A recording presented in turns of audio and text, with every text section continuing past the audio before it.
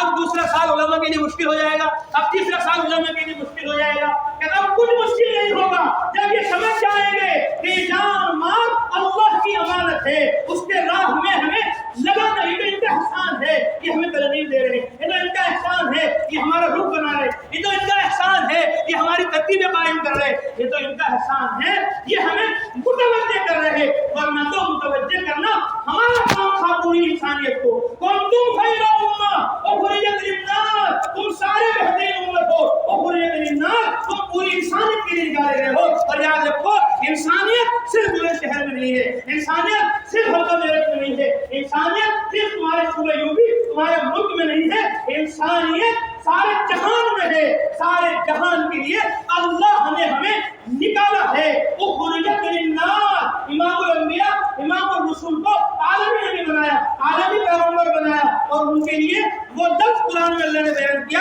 جو اپنے لیے بیان کیا، قل اعوذ برب الناس ملک الناس الہ الناس، کہ اللہ رب الناس کی پناہ میں آ جاؤ، اللہ ملک الناس کی پناہ میں آ جاؤ، اللہ الہ الناس کی پناہ میں آ جاؤ، کہ اللہ رب الناس ہے، الہ الناس ہے، ملک الناس ہے، پوری انسانیت کے مالک الہ رب ہے، اور ان کا بیت اللہ کعبہ مثابۃ للناس ہے، پوری انسانیت کے لیے مرکز ہے۔ جعل اللہ الکعبۃ البیت الحرام قیاما للناس، اللہ نے کعبے کو پوری انسانیت کے لیے قیام بنایا ہے۔ انسانیت اگر حج کرتی رہے گی، عمرہ کرتی رہے گی، اس کی طرف رخ کر کے نماز پڑھتی رہے گی، تو انسانیت قائم رہے گی۔ حج چھوٹ گیا، عمرہ چھوٹ گیا، اس کی طرف عبادت کرنا چھوٹ گئی، یاد رکھو وہ دن انسانیت کی تباہی کا ہوگا۔ انسانیت کے لیے قیامت للناس، اللہ نے قیامت للناس، بیت اللہ قیامت للناس ہے، مثابۃ للناس ہے، خضع للناس ہے، اور اللہ کی کتاب اللہ کا قرآن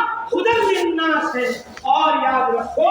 میں اور تم اور ہمارے تمہارے نبی حضرت محمد صلی اللہ علیہ وسلم وما ارسلناک الا کافۃ للناس، پوری انسانیت کے لیے ہے، اور ہم اور تم اخرجت للناس، پوری انسانیت کے لیے ہے۔ تو اللہ نے شروع ہی میں ہماری بیرون کی تشکیل کی ہے، شروع ہی میں ہماری اعلیٰ کی تشکیل کی ہے کہ تمہیں یہاں نہیں مرنا ہے بلند شہر میں، تمہیں یہاں نہیں مرنا ہے یوپی میں، تمہیں تو امام الانبیاء محمد مصطفیٰ صلی اللہ علیہ وسلم کی سنت کو زندہ کرنا ہے، کہ دین کے خاطر، تبلیغ کے خاطر ترک وطن انبیاء علیہ السلام کی سنت ہے۔ محمد صلی اللہ علیہ وسلم ترک وطن کر کے طائف جا رہے ہیں، ترک وطن کر کے مدینہ جا رہے ہیں، مدینہ عبادت کے لیے نہیں گئے محمد صلی اللہ علیہ وسلم، مدینہ زراعت کے لیے نہیں گئے محمد صلی اللہ علیہ وسلم، محمد صلی اللہ علیہ وسلم مدینہ دولت کے لیے نہیں گئے، مدینہ محمد صلی اللہ علیہ وسلم تبلیغ کے لیے گئے، مدینہ محمد صلی اللہ علیہ وسلم دعوت کے لیے گئے۔ خود کہہ رہے من ینصرنی من یاوینی حتی ابلغ رسالۃ ربی ولہ الجنہ، اور تبلیغ کے لیے محمد صلی اللہ علیہ وسلم 500 کلومیٹر مدینہ جائیں، اور پھر وہاں جا کر آرام نہ کریں۔ سن 1 ہجری میں 1 سفر راہ خدا میں فرماتے ہیں، 2 ہجری میں 6 سفر فرماتے ہیں، 3 ہجری میں 5 سفر فرماتے ہیں، اور 4 ہجری میں آپ صلی اللہ علیہ وسلم 3 سفر فرماتے ہیں، 5 ہجری میں 4 سفر فرماتے ہیں، 6 ہجری میں 3 سفر فرماتے ہیں، اور 7 ہجری میں آپ صلی اللہ علیہ وسلم 1 سفر فرماتے ہیں، 8 ہجری میں 3 سفر فرماتے ہیں، 9 ہجری میں 30,000 صحابہ کو لے کر تبوک میں آپ صلی اللہ علیہ وسلم تشریف لے جاتے ہیں۔ 9 برس میں 27 سفر آپ صلی اللہ علیہ وسلم کے ہوئے۔ کیوں ہوئے؟ کہ اللہ کا کلمہ بلند ہو جائے، اللہ کا دین عالم میں غالب ہو جائے، چاہے میری جان چلی جائے۔ صحابہ کو روانہ کر رہے، فرمان میں چاہتا تھا ہر سفر میں خدا میں جاؤں، شہید کر دیا۔ اللہ خیر نے مولانا الیاس صاحب رحمۃ اللہ علیہ کو فرماتے تھے جب تک ہر کام کرنے والا لاکھ جان کے ساتھ اس راہ میں قربان ہونے کی نیت نہیں کرے گا، اس وقت تک یہ کام ترقی نہیں کرے گا۔ یہ کام ترقی جب کرے گا، اور ہم اس کام میں ترقی جب کریں گے جب لاکھ جان کے ساتھ راہ خدا میں قربان ہونے کی ہم نیت کریں۔ عبداللہ ابن حذافہ صحابی کو ڈالا جانے لگا، کھولتے ہوئے پانی میں رونے لگے، آ جاؤ، کہ نہیں میں خوف کی وجہ سے نہیں رو رہا، مجھے تو رونا اس بات پر آ رہا ہے ہائے عبداللہ ابن حذافہ کی ایک جان ہے وہ چلی جائے گی، کاش میرے جسم پر جتنے بال ہیں اتنی میری جانیں ہوتی اور میری ہر جان راہ خدا میں چلی جاتی۔ میری یہ تمنا ہے۔ محمد صلی اللہ علیہ وسلم فرمایا میں راہ خدا میں جاؤں، تر شہید کر دیا جاؤں، ثم اقتل، پھر زندگی لاؤں، پھر شہید کر دیا جاؤں۔ محمد صلی اللہ علیہ وسلم کی تمنا راہ خدا میں شہادت کی کی ہے اور آپ کی سنت 500 کلو میٹر دور مکہ سے اپنی قبر بنوانا ہے کہ ہماری تمہاری قبریں یہاں نہ بنے، ہماری تمہاری قبریں خبریں دیں کہ دیکھو محمد صلی اللہ علیہ وسلم اور دیکھو انصار و مہاجرین کس طرح عالم میں پھیل گئے ایمان کی اعمال کی بات لے کر دنیا میں انہوں نے اپنی خبریں بنوائی، ان کی قبریں خبریں دے رہی ہیں کہ ہم نے دین کے لیے علاقہ وطن چھوڑ دیا، تمہیں بھی چھوڑنا ہے۔ تو اس لیے حضرت فرماتے تھے یہ ترتیب تمرین کے لیے ہے،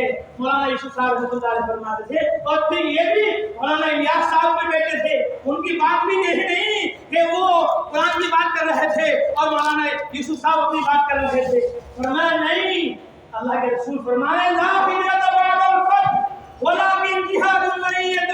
مکہ سے مدینہ ہجرت فرض نہیں ہے، جو کام مدینہ میں ہو رہا تھا اب وہ کام سارا مکہ میں ہوگا، اس لیے اب مکہ سے مدینہ جانا فرض نہیں رہا، لیکن یاد رکھو ولكن جہاد مریۃ، وہ محنت، وہ نقل و حرکت، وہ چلت پھرت، وہ کام جس کام کے لیے اللہ نے، جس کام کی برکت سے اللہ نے تمہیں مقصد دیا ہے، وہ کام آج بھی باقی ہے، اس کی نیتیں آج بھی باقی ہے، اس کے ارادے آج بھی باقی ہے،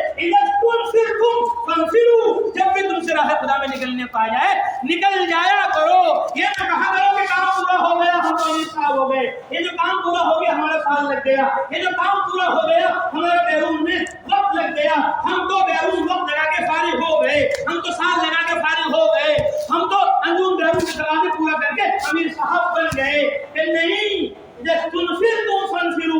بھی تمہیں نکلنے کو کہا جائے نکل جایا کرو، اس لیے اندرون بیرون سارے عالم میں جانا یہ پوری امت کی ذمہ داری ہے، جو جتنا علم والا ہے، جو جتنا عمل والا ہے، اور جو جتنا تقوی والا ہے، اور جو جتنا عبادت والا ہے، وہ اتنا ہی زیادہ پھرنے والا ہے۔ حضرت محمد صلی اللہ علیہ وسلم سے بڑا عالم کون ہوگا، ان سے بڑا متقی کون ہوگا، ان سے بڑا عابد کون ہوگا؟ وہ عبادت اور دعوت کو جمع کر رہے ہیں، عبادت کا بھی حق ادا کر دیا اور دعوت کا بھی حق ادا کر دیا، تعلیم کا بھی حق ادا کر دیا، تبلیغ کا بھی حق ادا کر دیا، اللہ کے کلمے کو پھیلا دیا، سارے صحابہ نے گواہی دے دی، بلغت الرسالہ وادیت الامانہ ونصحت الامہ، آپ نے امت کی پوری خیر خواہی کر دی، آپ نے خدا کے پیغام کو من وعن پہنچا دیا، آپ نے امانت کا پورا حق ادا کر دیا۔ تو آپ صلی اللہ علیہ وسلم اور آپ کے صحابہ جس طرح چل رہے تھے، پھر رہے تھے، ایمان و عمل کے لیے جانے راہ خدا میں اللہ سے مانگ رہے تھے،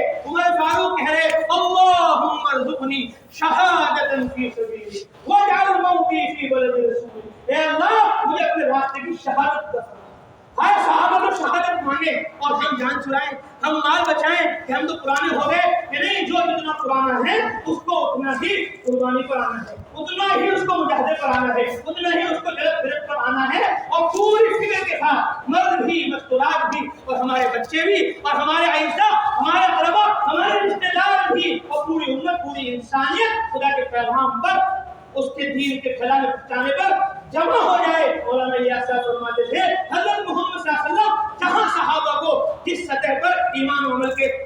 اور ایمان و عمل کی تبلیغ پر چھوڑ کر گئے تھے، پھر سے امت وہاں پہنچے، اس لیے پورا مجمع ارادہ کرے کہ چاہے وہ دوسرا سال ہو، چاہے وہ تیسرا سال ہو، چاہے وہ 5 ماہ، ہر تیسرے برس بیرون کا سفر ہو، ہم انشاءاللہ اندرون کا، بیرون کا، دور کا، قریب کا ہر تقاضا اپنی مسجد سے، اپنی ذات سے پورا کرنے کے لیے سارے عالم میں جائیں گے انشاءاللہ۔ سب پورا مجمع کھڑے ہو کے ارادہ کریں، نیت کریں کہ انشاءاللہ سب سارے عالم میں جائیں گے انشاءاللہ، سب کھڑے ہو جاؤ، سب ارادہ کرو کہ سارے